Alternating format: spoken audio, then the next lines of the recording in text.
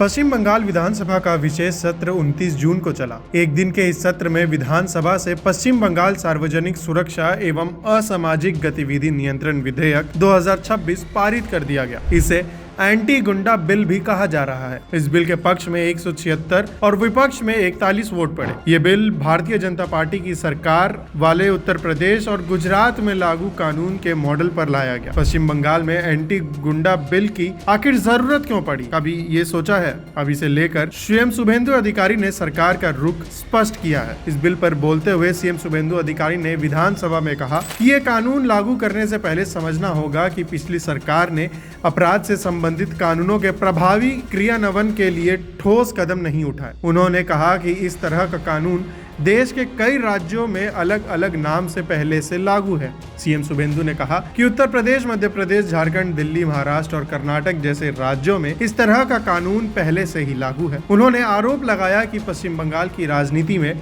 गुंडा संस्कृति की शुरुआत सीपीआईएम ने की थी। सीएम शुभेंदु ने आगे कहा कि साल 2019 के बाद तत्कालीन सरकार ने विशेष समुदायों को ये संदेश दिया कि वो उनके साथ है। उन्होंने आरोप लगाया कि सीपीआईएम समर्थक हरगोविंद दास और चंदन दास की हत्या कर दी गई और उनके परिजनों को गंभीर कठिनाइयों से जूझना पड़ा। सीएम शुभेंदु ने ये भी दावा किया कि उस दौरान बड़े पैमाने पर तोड़फोड़ हुई थी, सरकारी संपत्तियों को नुकसान पहुंचाया गया था। उन्होंने ये भी आश्वस्त किया कि इस कानून का दुरुपयोग नहीं किया जाएगा। संपत्तियों को नुकसान से बचाना सरकार की जिम्मेदारी है और इसी के लिए ये कानून लाया गया है। सीएम शुभेंदु ने कहा कि मुख्यमंत्री बनने के बाद से ये सुनिश्चित किया गया है कि इस नुकसान की भरपाई दोषियों से ही की जाए, केवल जेल भेजना पर्याप्त नहीं है। उन्होंने कहा कि दोषियों की चल अचल संपत्ति की जब्ती की जाएगी। उन्होंने कहा कि सरकार किसी भी तरह की अवैध गतिविधि को जारी नहीं रहने देगी।